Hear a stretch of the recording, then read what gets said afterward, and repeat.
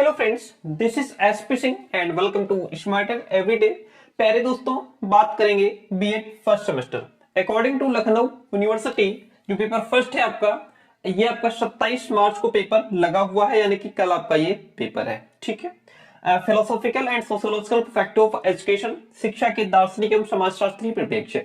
इसके top 10 long questions हम लोग डिस्कस करने वाले हैं। पार्ट आपका ये 3 रहेगा। इससे पहले 2 पार्ट हो चुके हैं, एक में 5 क्वेश्चन हैं टॉप लॉन्ग, एक में 10 क्वेश्चन हैं। ठीक है।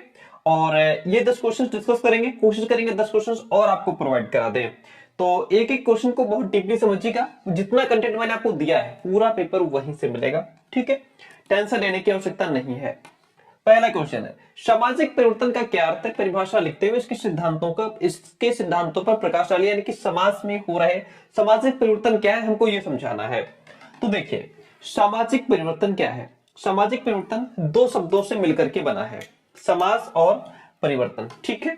समाज का अर्थ केवल व्यक्तियों का समूह नहीं है। समाज का अर्थ मतलब सिर्फ व्यक्तियों का समूह नहीं है। समाज में रहने वाले व्यक्तियों के आपस में जो संबंध है, एक दूसरे से आपस में जो रिलेशंस हैं, उन संबंधों के संगठित रूप को ही समाज कहा जाता है। समाज में रहने वाले, ऐसा नहीं है कि समाज का केवल व्यक्तियों का समूह है, जहां व्यक्तियों का समूह है वही समाज है, नहीं। उनके बीच आपस में संबंध भी तो पाए जाते हैं, रिलेशंस भी तो होते हैं। वो सारा मिला के पूरा क्या बनता है? समाज बनता है। समाज क्या है? एक सामाजिक संबंधों का जाल है। परिवर्तन का अर्थ क्या है? परिवर्तन का अर्थ होता है बदलाव, अर्थात पहले की स्थिति में कुछ परिवर्तन, है ना। अगर आपकी जो पहले की जो कंडीशन है उसमें कुछ बदलाव आया है, कुछ मतलब उन्नति हुई है या अवनति हुई है, जो भी कुछ हुआ है वो परिवर्तन है। मनुष्य की भाषा, विचार, आवश्यकताएं, जीवन, उद्देश्य, मूल्य, संस्कृति किसी न किसी रूप में बदलती रहती है। आज का समाज आज से 100 वर्ष पूर्व के समाज से भिन्न है, अलग है।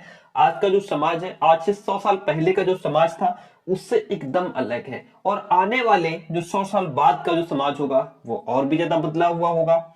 इस प्रकार समाज की पहले की स्थिति और आज की स्थिति में आने वाला अंतर या बदलाव ही परिवर्तन है, जिसे हम क्या कहते हैं?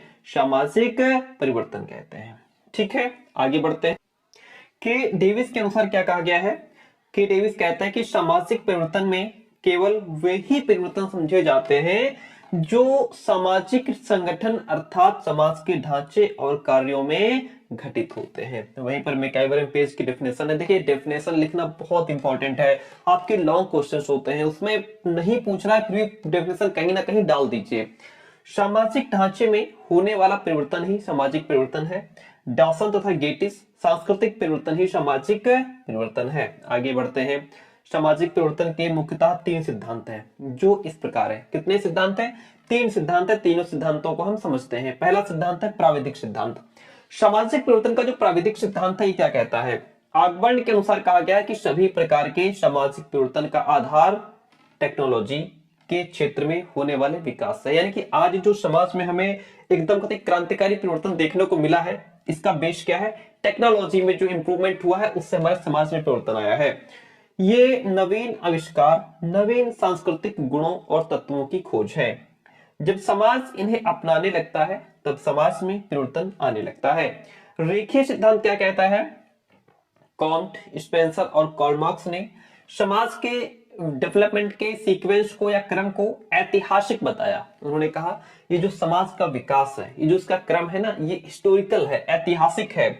और एक ऐसे समाज की कल्पना की जहां परिवर्तन चक्र स्थिर होकर के रह जाएगा, जहां परिवर्तन चक्र स्थिर हो जाएगा। कॉम्टे ने सामाजिक परिवर्तन को बौद्धिक विकास का परिणाम बताते हुए बौद्धिक विकास की 3 अवस्थाएं बताई।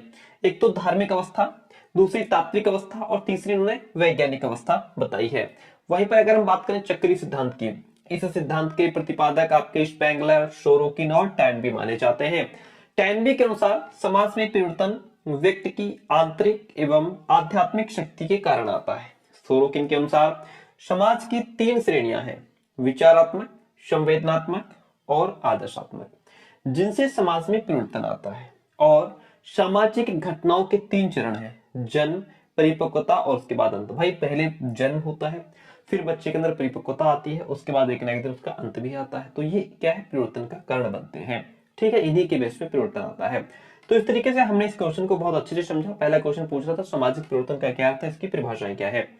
अगला क्वेश्चन है, देखिए जितना भी कंटेंट मैंने दिया है आपको, जितने भी क्वेश्चंस दिए हैं, सारे क्वेश्चंस इन्हीं से रिलेट होकर के आएंगे। अगर सेम टू सेम नहीं पूछेगा फिर भी कहीं ना कहीं से इनसे जुड़े होंगे। जो आपका सेकंड पेपर आएगा साइकोलॉजी का, उसकी हम क्लास आपको नहीं कराएंगे। क्यों? क्योंकि साइकोलॉजी आपका पेपर और कानपुर का बिल्कुल सेम है। फर्क इतना है कि ये आपके यहाँ सेकंड पेपर है, कानपुर में ये थर्ड पेपर है। तो कानपुर में हमने देखिए साइकोलॉजी की पूरी मैराथन क्लास कराई है, 3 घंटे की क्लास है, उसको देखिएगा। प्लस उसके हमने कम से कम 50 से 60 क्वेश्चंस कराए हैं, पार्ट 1, पार्ट 2, पार्ट 3 करके। वो सारे क्वेश्चंस देख लीजिएगा, एनफ रहेगा। ठीक है, क्योंकि अगर आपको कराएंगे तो वही कंटेंट सेम है, जिसको पढ़ाने में बार बार मजा नहीं आता।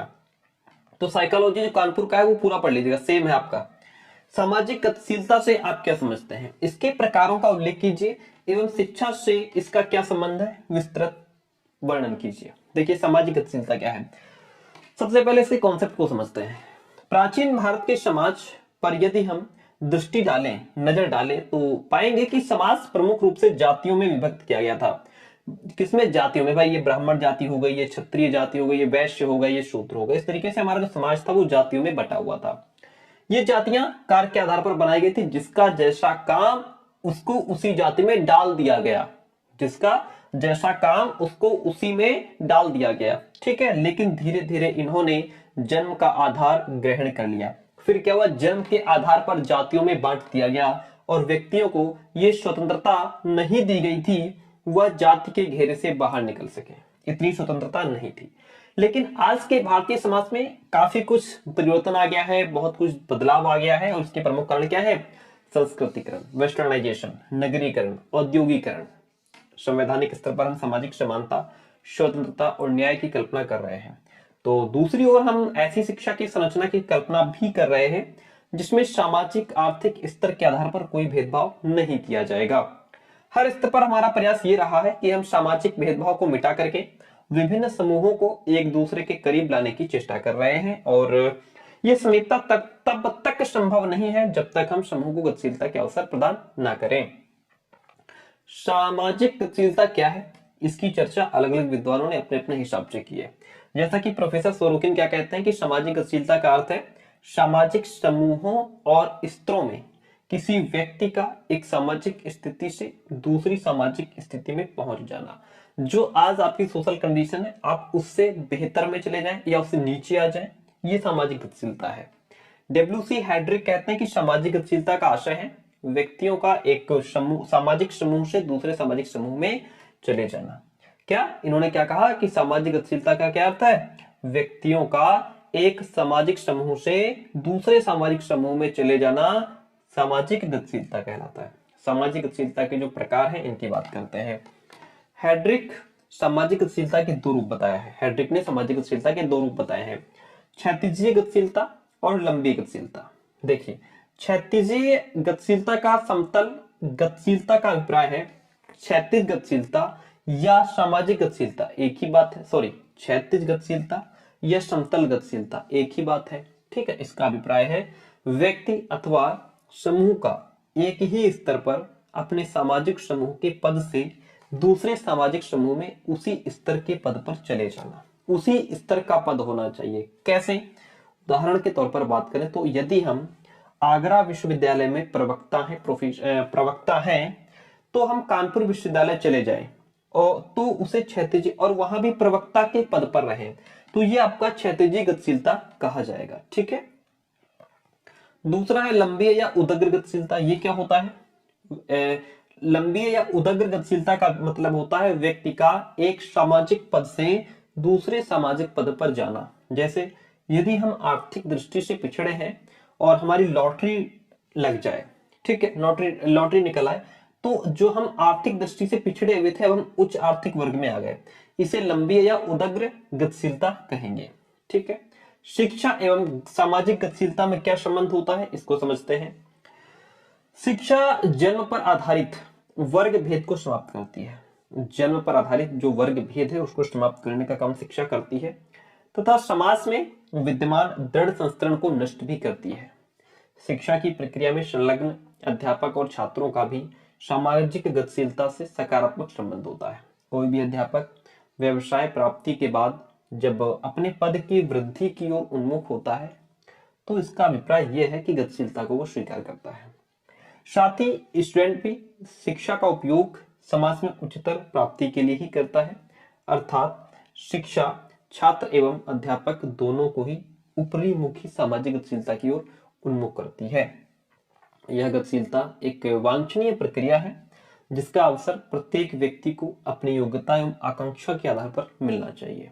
ठीक है, तो इसको आपने समझा सामाजिक गतिशीलता क्या होती है। अगला क्वेश्चन कहता है विविधता क्या है, यानी कि डाइवर्सिटी की यहाँ पे हम बात करेंगे। किसकी बात करेंगे? डाइवर्सिटी की बात करेंगे, विविधता की बात करेंगे। इसके प्रमुख प्रकार कौन कौन से हैं देखिएगा।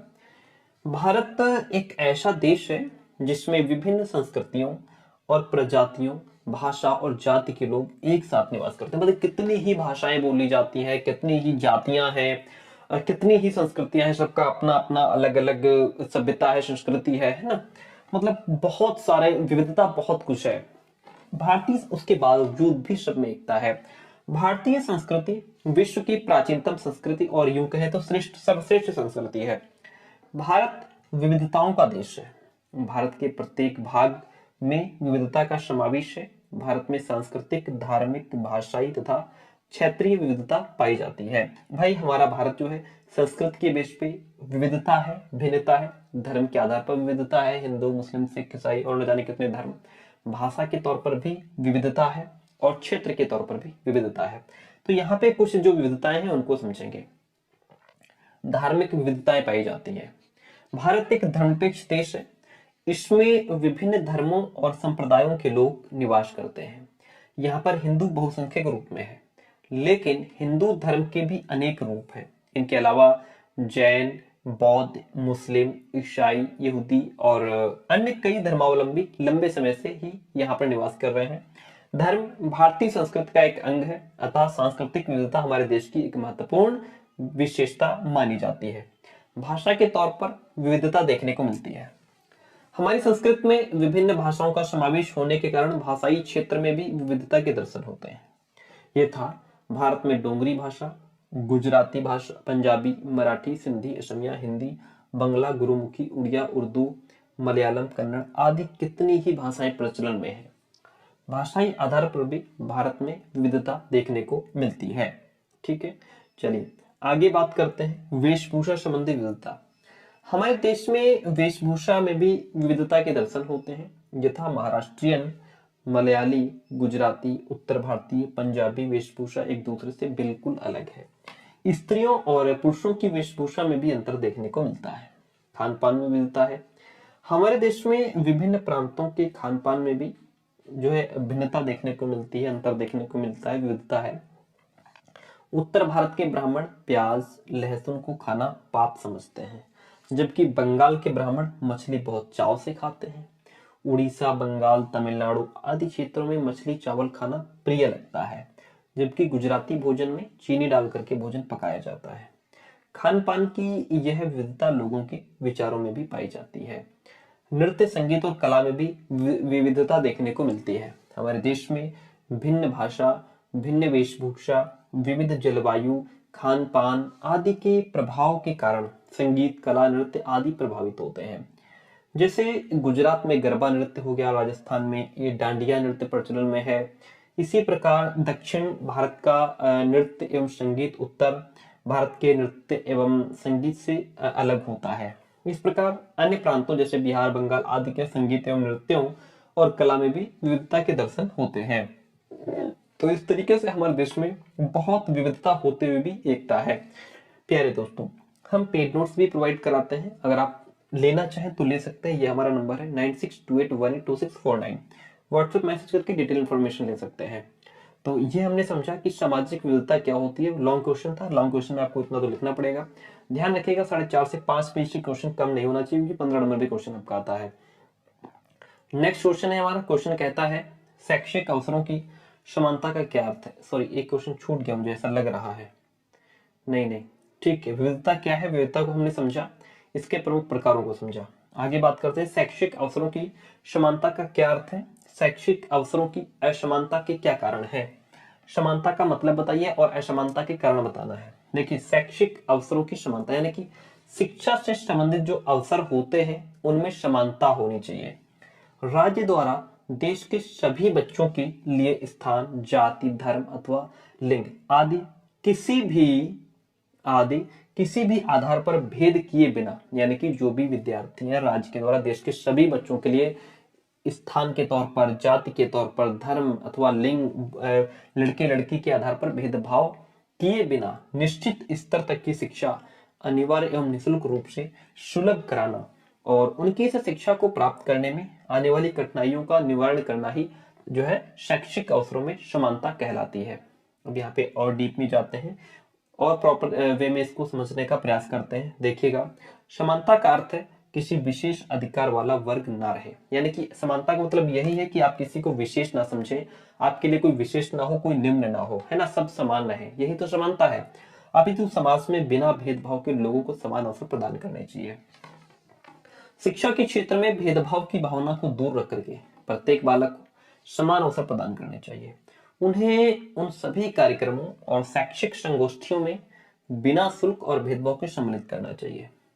राज्य द्वारा व्यक्तियों की शिक्षा के संदर्भ में शैक्षिक अवसरों की समानता से तात्पर्य जाति, रंग, भेद, भाषा, धर्म आदि के मध्य भेदभाव न करने से ही माना जाता है, समझा जाता है। भारत में शैक्षिक अवसरों की विषमताओं के क्या कारण है। ऊपर क्वेश्चन में लिखा था असमानता, यहाँ पे लिखा है विषमता, मतलब इनइक्वालिटी, ठीक है, एक ही मतलब है, चाहे असमानता लिखा हो क्वेश्चन में या विषमता लिखा हो, एक ही बात है। देखिए ये जो भारत में शैक्षिक अवसरों में जो विषमता देखने को मिलती है, जो असमानता देखने को मिलती है, उसके क्या कारण है। कारण नंबर 1 ये है कि हमारे देश में जनसंख्या का बहुत बड़ा भाग गरीब है और बहुत थोड़ा भाग अपेक्षित लगभग धनी है। किसी शिक्षा संस्था के नजदीक रहते हुए भी गरीब परिवारों के बच्चों को अवसर नहीं मिलता जो धनी परिवारों के बच्चों को मिल जाता है। तो कह सकते हैं गरीबी अमीरी का भी बहुत बड़ा एक कारण माना जाता है शैक्षिक अवसरों की असमानता में। जिन स्थानों पर प्राथमिक, माध्यमिक या कॉलेज की शिक्षा देने वाले संस्थाएं नहीं है, वहां के बच्चों को वैसा अवसर नहीं मिल पाता जैसा उन बच्चों को मिल जाता है जिनकी बस्तियों में संस्थाएं होती है। तो ये भी एक कारण हो सकता है। शिक्षा की विषमता का एक और बड़ा दुसाध रूप स्कूलों और कॉलेजों के अपने अपने भिन्न स्तरों के कारण पैदा होता है। अपने अपने भिन्न स्तर का मतलब यही हो गया कि किसी की फीस बहुत ज्यादा है, किसी की फीस कम है, कोई अपना अलग कोर्स चला रहा है, अपना अलग कोर्स चला, सबके अपने अपने रूल, नियम, कानून सबके अलग अलग हैं। तो ये भी एक कारण हो सकता है। घरेलू वातावरण के भिन्न भिन्न होने के कारण भी भारी विषमताएं पैदा होती हैं। देहात के घर या शहर की गंदी बस्तियों में रहने वाले तथा अनपढ़ माता पिता की संतान को शिक्षा पाने का अवसर नहीं मिलता, जो उच्च शिक्षा पाए हुए माता पिता के साथ रहने वाले उनकी संतान को मिलता है। तो ये भी एक कारण हो सकता है भारत में हमारी शिक्षा के क्षेत्र में जो असमानता देखने को मिलती है। अगला क्वेश्चन कहता है भारतीय संविधान में शिक्षा से संबंधित धाराएं कौन कौन सी हैं। ठीक है, धाराओं की विवेचना करते हुए शिक्षा और संविधान में क्या संबंध स्थापित कीजिए। शिक्षा से संबंधित धाराओं की विवेचना करेंगे। भारतीय संविधान में ऐसी अनेक महत्वपूर्ण धाराएं एवं उपबंध हैं जिनका प्रत्यक्ष या अप्रत्यक्ष रूप से शिक्षा से संबंध है।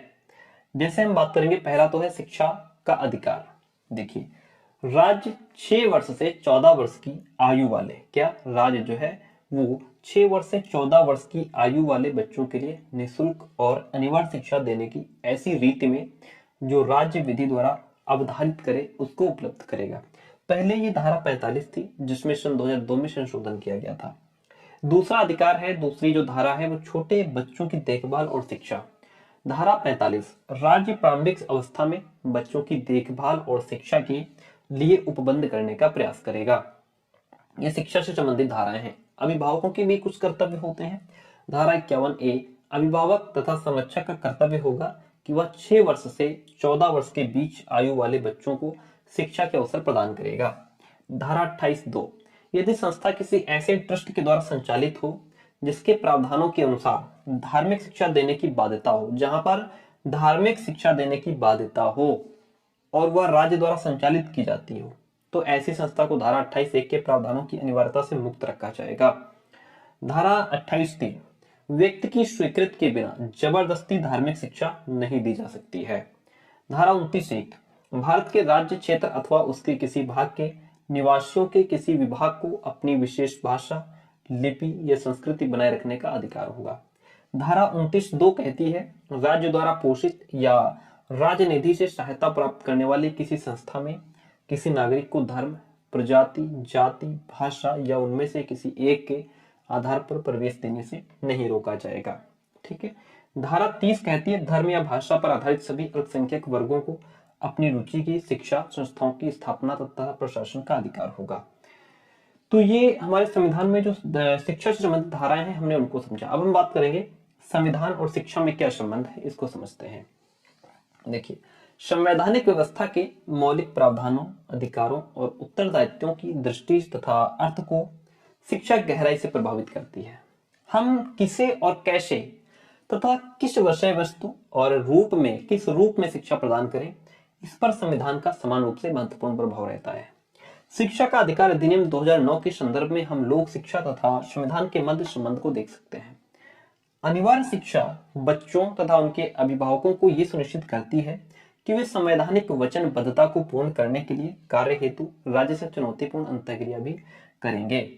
शिक्षा में कोई भी नीति एवं अभ्यास संवैधानिक अनुरीक्षण तथा संवैधानिक शर्तों के रूप में निर्धारित स्वीकार्यता मानकों से संबंधित विषय है। नीतियों का चयन और निर्माण यह प्रतिबिंबित करता है कि हम क्या हैं और एक राष्ट्र में क्या होना चाहते हैं। तो ये कुछ संबंध हमें देखने को मिला शिक्षा और संविधान में। आगे बढ़ते हैं। अगला क्वेश्चन हमारा है, बहुसांस्कृतिक शिक्षा से आपका क्या आशा है, इसकी प्रमुख विशेषताओं पर प्रकाश डालिए। देखिए, बहुसांस्कृतिक शिक्षा क्या है। बहुसांस्कृतिक शिक्षा अपने छात्रों के तेजी से बदलते जनसांख्यिकी के द्वारा बनाए गए कई मुद्दों का जवाब देते समय शिक्षकों की सहायता के लिए विकसित शैक्षिक रणनीतियों का एक समूह माना जाता है। यह छात्रों को विभिन्न समूहों के इतिहास, संस्कृतियों और योगदान के बारे में ज्ञान प्रदान करती है। बहुसांस्कृतिक शिक्षा को स्वायत्तता से परे होना चाहिए। छात्रों को वैश्विक विशिष्टता के लिए उजागर करके गहरी समझ को बढ़ावा देना और विभिन्न प्रथाओं, विचारों और जीवन के तरीकों पर पहुंच प्रदान करना, ये सामाजिक परिवर्तन और पुनर्निर्माण की एक प्रक्रिया है। आगे बढ़ते हैं, समझते हैं इसको। बहुसांस्कृतिक शिक्षा की प्रमुख विशेषताएं क्या है। देखिए, बहुसांस्कृतिक शिक्षा का मतलब क्या होता है। पहली तो इसमें वास्तविकता होनी चाहिए। टायलर ने संस्कृति को एक वस्तुनिष्ठ और वास्तविक पदार्थ के रूप में अवलोकित किया है या माना है। इनका विचार है कि भौतिक संस्कृति का हम अनुभव कर सकते हैं, इस कारण ये वास्तविक होती है। व्यवहार प्रारूप की अगर बात करें तो जब हम अभौतिक संस्कृति की चर्चा करते हैं तो उसमें रीति रिवाजों, परंपराओं, मूल्यों आदि को चिन्हित करते हैं। अर्थात संस्कृति हमें हमारे व्यवहार के तौर तरीकों का ज्ञान कराती है और अपने अनुयायियों से यह अपेक्षा करती है कि उनका व्यवहार प्रारूपों के अनुरूप होना चाहिए। वंशानुगत का मतलब क्या है कि संस्कृति जो है वो एक सामाजिक प्रक्रिया के रूप में विकसित होती है। ये वंशानुगत नहीं होती। वर्ण इसका निर्धारण समाज के द्वारा होता है, वंश के द्वारा नहीं होता है। समाज में रह करके प्राप्त करना। संस्कृति क्या है। संस्कृति एक ऐसा कह सकते हैं कि वो है जिससे हम समाज में रह करके ही प्राप्त कर सकते हैं। संस्कृति एक सामूहिक वस्तु है, कोई अकेले हम इसको नहीं प्राप्त कर सकते। सामूहिक वस्तु है जिसे व्यक्ति समाज में रह करके ही ग्रहण करता है। परिवर्तन की बात करें तो समाज के अनुरूप संस्कृति में भी परिवर्तन आता है। जिस तरीके से समाज में धीरे धीरे बदलाव आता है, संस्कृति में भी परिवर्तन देखने को मिलता है। इस कारण यह एक परिवर्तनशील प्रक्रिया है।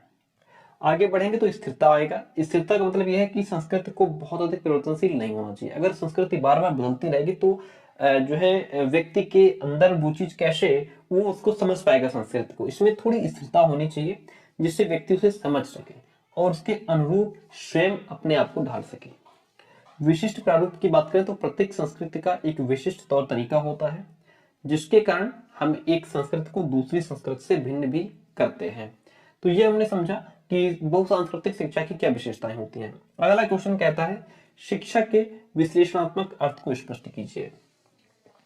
देखिए, शिक्षा का विश्लेषणात्मक अर्थ क्या होता है। विभिन्न विद्वानों ने शिक्षा शब्द को विभिन्न प्रकार से विश्लेषित किया है जो निम्नलिखित है। नंबर 1 तो यह है कि शिक्षा जो है वो एक सामाजिक प्रक्रिया के रूप में है, शिक्षा एक गतिशील प्रक्रिया के रूप में है, शिक्षा एक द्विमुखी प्रक्रिया के रूप में है, शिक्षा एक त्रिमुखी प्रक्रिया के रूप में है, शिक्षा एक बहुमुखी प्रक्रिया के रूप में। अब हम इनको सभी को समझेंगे। देखिए, पहला है शिक्षा एक सामाजिक प्रक्रिया के रूप में कैसा है।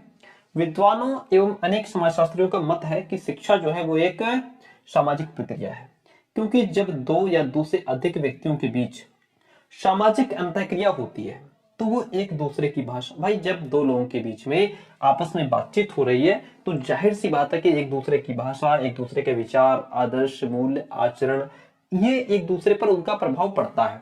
कह सकते हैं कि जैसी संगत वैसी रंगत का जो असर होता है, जो हम दो लोगों के बीच में होते हैं या दो लोग आपस में बात कर रहे हैं तो एक दूसरे का प्रभाव एक दूसरे पर पड़ता है। इसी प्रभाव के फलस्वरूप सीखने की प्रक्रिया प्रारंभ हो जाती है, और जब यह कार्य कुछ निश्चित उद्देश्यों को सामने रख करके किया जाता है तो उसे ही हम शिक्षा कहते हैं। ये हो गया शिक्षा की सामाजिक प्रक्रिया के रूप में। फिर है शिक्षा की गतिशील प्रक्रिया के रूप में। ये संसार ही निरंतर गतिशील है और मनुष्य के स्वभाव में भी गतिशीलता का गुण विद्यमान है, अतः शिक्षा का अस्थिर होना स्वाभाविक है।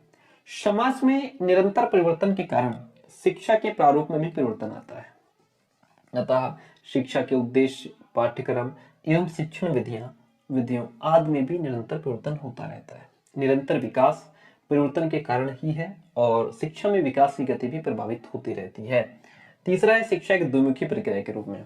जॉन एडम्स कहते हैं कि शिक्षा जो है वो एक द्विमुखी प्रक्रिया है, जिसमें एक व्यक्तित्व दूसरे व्यक्तित्व को प्रभावित करता है, जिससे उसके व्यवहार में परिवर्तन आना स्वाभाविक है। जॉन एडम्स ने शिक्षा को द्विमुखी प्रक्रिया कहा है। इनके अनुसार शिक्षा के दो पक्ष होते हैं। पहला जो प्रभावित करता है यानी कि शिक्षक हो गया, दूसरा वह जो प्रभावित होता है यानी कि शिक्षार्थी हो गया। तो इन्होंने कहा, जॉन एडम्स ने, कि शिक्षा के दो ध्रुव हैं, शिक्षक और शिक्षार्थी। इन्होंने पाठ्यक्रम को कोई भी महत्व इंपॉर्टेंस नहीं दिया है, उसको इंक्लूड नहीं किया है।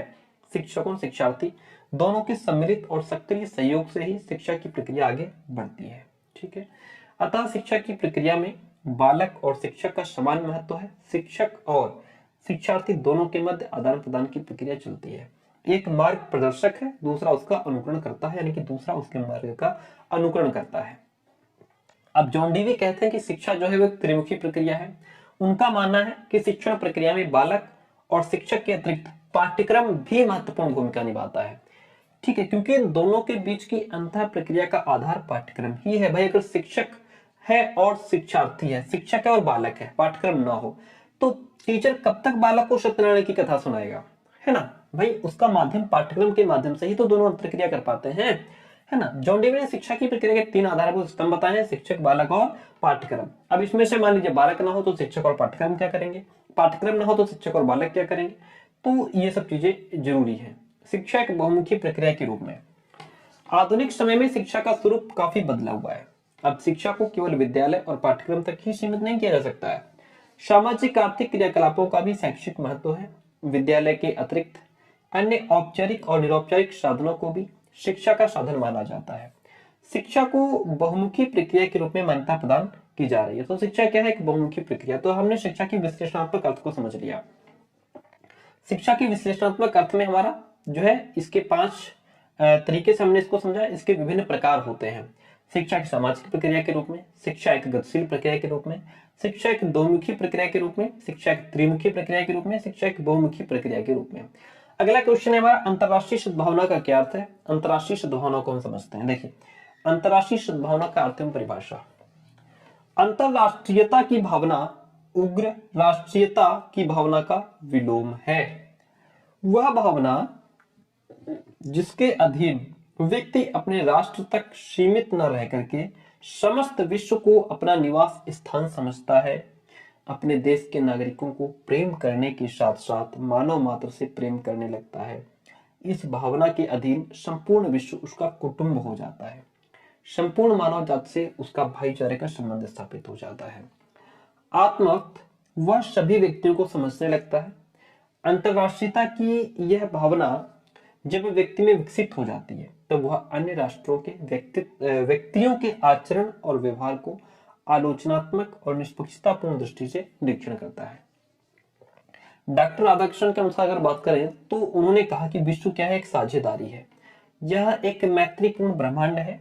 हमने प्रेम करने के लिए जन्म लिया है, ना कि घृणा करने के लिए। हमने एक दूसरे से प्रेम करने के लिए जन्म लिया है, घृणा करने के लिए नहीं। हम एक दूसरे को सहायता करने के लिए पैदा हुए हैं, ना कि एक दूसरे को समाप्त करने के लिए। पंडित जवाहरलाल नेहरू कहते हैं, पृथकता का अर्थ है पिछड़ापन और विनाश। संसार बदल चुका है, पुरानी दीवारें टूट रही हैं और जीवन अंतर्राष्ट्रीय बनता जा रहा है। इसे अंतर्राष्ट्रीयवाद में हमें अपनी भूमिका निभानी होगी। अंतर्राष्ट्रीय सद्भावना की शिक्षा के कुछ सिद्धांत हैं। अंतर्राष्ट्रीय सद्भावना की शिक्षा निम्न सिद्धांतों पर आधारित होनी चाहिए। पहली तो उदारता एवं स्वतंत्र चिंतन का सिद्धांत है।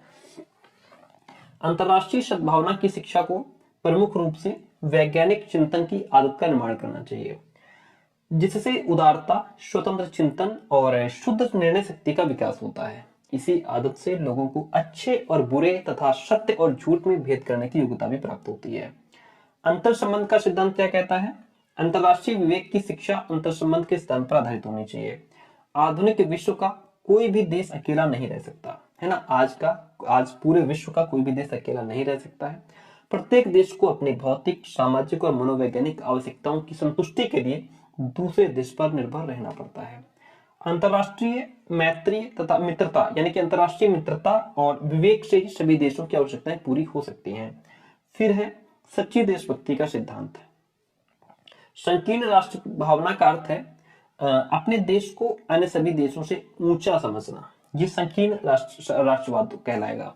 संकीर्ण राष्ट्रवाद की भावना ही विश्व युद्धों के लिए उत्तरदायी भी थी। ऐसे राष्ट्रवाद मानव प्रगति में बाधा उत्पन्न करेंगे। अपने देश से प्यार व्यापक मानवता के मार्ग में बाधा नहीं होनी चाहिए। जब तक देशभक्ति को अंतरराष्ट्रीयवाद से संबंधित न किया जाए तब तक विश्व शांति की नींव मजबूत नहीं हो सकती। सहिष्णुता का सिद्धांत। संसार के सभी देशों को अपने पारंपरिक संबंधों में जियो और जीने दो के आदर्श को अपनाना चाहिए। ये आदर्श अपना लेने के पश्चात युद्ध के अन्य कारण, परस्पर अविश्वास और संदेह अपने आप में समाप्त हो जाएंगे। राष्ट्र प्रेम का उचित अर्थ। देखिए, अंतरराष्ट्रीय शिक्षा की व्यवस्था में राष्ट्र प्रेम का अर्थ संकीर्ण राष्ट्रीयता न होकर के व्यापक रूप में लिया जाना चाहिए। इसका कारण यह है कि संकीर्णता की भावना मानव में संदेह, द्वेष और ईर्ष्या को जन्म देती है। आधुनिक युग में विश्व एक इकाई है और संसार के सभी राष्ट्र इसके नागरिक हैं। अतः राष्ट्र प्रेम का अर्थ अपने राष्ट्र के प्रति प्रेम रखने के साथ साथ विश्व प्रेम भी होना चाहिए। तो ये हम समझ रहे थे अंतरराष्ट्रीय सद्भावना क्या है, अंतरराष्ट्रीय सद्भावना की शिक्षा के सिद्धांत क्या है। नेक्स्ट वन क्वेश्चन है दूरस्थ शिक्षा क्या है, इसकी आवश्यकता क्या है, महत्व क्या है। पहले तो उसके अर्थ और परिभाषा को समझते हैं। दूरस्थ शिक्षा क्या है? दूरस्थ शिक्षा से तात्पर्य ऐसी शिक्षा से है जिसके माध्यम से उन दूर दराज के लोगों को शिक्षित किया जाता है। यानी कि देश में किसी पूरे विश्व में किसी भी कोने में बैठा व्यक्ति शिक्षा ग्रहण कर सकता है। दूरस्थ शिक्षा के माध्यम से लोगों को शिक्षित किया जाता है जो किन्हीं कारणों से औपचारिक शिक्षा प्राप्त करने से वंचित रह गए थे। इस शिक्षा के अंतर्गत शिक्षार्थी को किसी विद्यालय, महाविद्यालय या विश्वविद्यालय में दाखिला लेना नहीं पड़ता, अपितु वे अपने निवास स्थान पर रहते हुए ही पत्राचार, टेप रिकॉर्डर, आकाशवाणी, दूरदर्शन और वीडियो कैसेट की सहायता से शिक्षा प्राप्त करते हैं। इस शिक्षण विधि में अध्यापक तथा विद्यार्थियों को आमने सामने आने की जरूरत नहीं पड़ती है। विद्यार्थी अपनी सभी समस्याओं को हल ऊपर विवेचित स्थानों से स्वतः कर लेता है। बोर्ड्स होमवर्क के अनुसार क्या कहा गया? ऊपर विवेचित यानी कि ऊपर जो अभी वर्णन किया गया है, जो अभी ऊपर बताया है उसके आधार पर बोर्ड्स होमवर्क के अनुसार दूरस्थ अध्ययन या दूरस्थ अध्ययन कोर्स डैश एक कृत्रिम संवाद संबंधी अधिगम का अवसर है, लर्निंग का अवसर है, जिसमें सीखने वाले और सिखाने वाले संगठन के बीच की भौगोलिक दूरी को एक कृत्रिम निर्देशक के द्वारा समाप्त किया जाता है। जैक फॉक्स के अनुसार दूरस्थ शिक्षा अधिगम विधि की कुछ ऐसी विशेषताओं को प्रकट करता है जो शिक्षा संस्थानों की अधिगम विधि से भिन्न है। पहले दोस्तों मैंने बहुत डीप नहीं समझाया है क्योंकि कल ही आपका एग्जाम है, टाइम नहीं है आपके पास, ठीक है। दूरस्थ शिक्षा की आवश्यकता एवं महत्व क्या है? दूरस्थ शिक्षा से आत्मविश्वास का बढ़ावा मिलता है। यह शिक्षा के लोकतंत्रीकरण में महत्वपूर्ण भूमिका अदा करती है। यह शिक्षा बालकों के मध्य के भेदभाव को दूर करती है। यह बालकों को उनके द्वार पर शिक्षा प्रदान करती है या यूं कहें उनके घर पर शिक्षा प्रदान करती है। शैक्षिक योग्यता बढ़ाने वाले इच्छुक व्यक्तियों को यह उचित अवसर देती है। वह व्यक्ति जो कमाते हुए सीखना चाहते हैं, यह शिक्षा उन्हें भी उचित अवसर देती है। यह प्रत्येक व्यक्ति की आवश्यकताओं को पूर्ण करती है। यह व्यक्ति जो दूर के गांव में और पहाड़ी प्रदेशों में रहते हैं तथा जहां शैक्षिक सुविधाओं का अभाव होता है, वहां पर दूरस्थ शिक्षा के द्वारा उन लोगों को ज्ञान प्रदान किया जा सकता है। तो ये हमने दूरस्थ शिक्षा को समझा, उसकी आवश्यकता और महत्व को समझ लिया। आज का लास्ट क्वेश्चन यह है कि शिक्षा दर्शन के स्वरूप का वर्णन कीजिए। शिक्षा दर्शन की विश्लेषणात्मक कार्य को स्पष्ट कीजिए। शिक्षा दर्शन क्या है, पहले इसको समझते हैं। देखिए, शिक्षा और जीवन में कोई भिन्नता नहीं है, या यूं कहें कि दोनों में एकता है, दोनों अभिन्न है। इसी प्रकार दर्शन और जीवन में कोई भेद नहीं है, कोई अंतर नहीं है। इस दृष्टि से शिक्षा और दर्शन एक दूसरे के निकट आ जाते हैं। शिक्षा में जब हम दार्शनिक दृष्टिकोण अपनाते हैं तब शिक्षा दर्शन का जन्म होता है। जब हम दर्शन के स्वरूप पर विचार करते हैं तो शिक्षा दर्शन दर्शन के विभिन्न विभागों में से एक विभाग माना जाता है। जब हम शिक्षा दर्शन पर विचार करते हैं तो हमको शिक्षा दर्शन शिक्षा की एक शाखा के रूप में देखने को मिलता है। ठीक है, चलिए, दर्शन में मौलिक सिद्धांतों की खोज की जाती है। दर्शन में क्या किया जाता है? मौलिक सिद्धांतों की खोज की जाती है और उन सिद्धांतों को शिक्षा में एक बड़ा रूप दिया जाता है, विवृत किया जाता है, विस्तार किया जाता है। इस प्रकार शिक्षा दर्शन में दार्शनिक सिद्धांतों का शिक्षा के क्षेत्र में व्यवहार किस प्रकार होता है और होना चाहिए, यही बताया जाता है। दर्शन का वास्तविक कार्य शिक्षा की समस्याओं का समाधान खोजना है। इस युक्ति से संपूर्ण दर्शन ही शिक्षा दर्शन कहलाता है। जॉन डीवी के अनुसार अगर बात करें तो शिक्षा दर्शन में बाहर से सिद्धांत बना करके लागू नहीं किए जा सकते। शिक्षा दर्शन में तो तत्कालीन सामाजिक जीवन की कठिनाइयों के प्रति उचित दृष्टिकोण बनाने की समस्या का स्पष्टीकरण होता है। अतः शिक्षा दर्शन को बाहरी सिद्धांतों का एक बड़ा रूप नहीं समझना चाहिए। इस प्रकार के जॉन डीवी के अनुसार शिक्षा दर्शन स्वयं ही शिक्षा का सिद्धांतीकरण माना जाता है। शिक्षा दर्शन के अंतर्गत शिक्षा के स्वरूप की व्याख्या और उसके समस्याओं के संदर्भ में विभिन्न समाधानों की खोज केवल विभिन्न दार्शनिक दृष्टिकोणों के आधार पर नहीं की जाती है, बल्कि किसी भी शिक्षक शैक्षिक चिंतन एवं प्रयोग को समालोचनात्मक दृष्टि से विवेचना भी की जाती है। यहाँ पे एक हेडिंग हमें डालनी थी कि शिक्षा दर्शन का विश्लेषणात्मक कार्य क्या है। शिक्षा दर्शन का विश्लेषणात्मक कार्य, वो ये हेडिंग यहाँ पे डालनी थी लेकिन भूल गए। शिक्षा दर्शन के विश्लेषणात्मक कार्य यहाँ पे हेडिंग पड़ेगी। ठीक है, तो बल्कि हाँ देखिए, शिक्षा दर्शन के अंतर्गत शिक्षा के स्वरूप की व्याख्या और उसकी समस्याओं के संदर्भ में विभिन्न समाधानों की खोज केवल विभिन्न दार्शनिक दृष्टिकोणों के आधार पर नहीं की जाती है, बल्कि किसी भी शैक्षिक चिंतन एवं प्रयोग की समालोचनात्मक दृष्टि से विवेचना भी की जाती है। अर्थात उनके गुणों दोषों को का विवेचना की जाती है और उसके आधार पर समाज विशेष के लिए शिक्षा के स्वरूप को निश्चित भी किया जाता है। शिक्षा दर्शन के अंतर्गत किए जाने वाले इस प्रकार के कार्यों को विश्लेषणात्मक कार्यों के वर्ग में रखा जाता है। जैसे अध्यात्मवादी एवं भौतिकवादी दोनों प्रकार के दर्शनों के आधार पर विकसित शिक्षा प्रणालियों के गुण दोषों की विवेचना कर मनुष्य के तीनों पक्षों प्राकृतिक, सामाजिक और आध्यात्मिक विकास करने वाली शिक्षा प्रणाली के विकास करने में सहायता प्रदान करना। तो इस तरीके से हमने शिक्षा दर्शन के विश्लेषणात्मक कार्य को भी समझ लिया, जो कि आपको यहाँ से आपका शिक्षा दर्शन के विश्लेषणात्मक कार्य है। आई होप कि ये टॉप 10 क्वेश्चन आपको पसंद आएंगे। अगर प्रश्न आते हैं, वीडियो पसंद आता है तो प्लीज वीडियो को लाइक कीजिएगा, चैनल को सब्सक्राइब कीजिएगा। थैंक यू सो मच, मिलते हैं बहुत जल्दी नेक्स्ट क्लास में।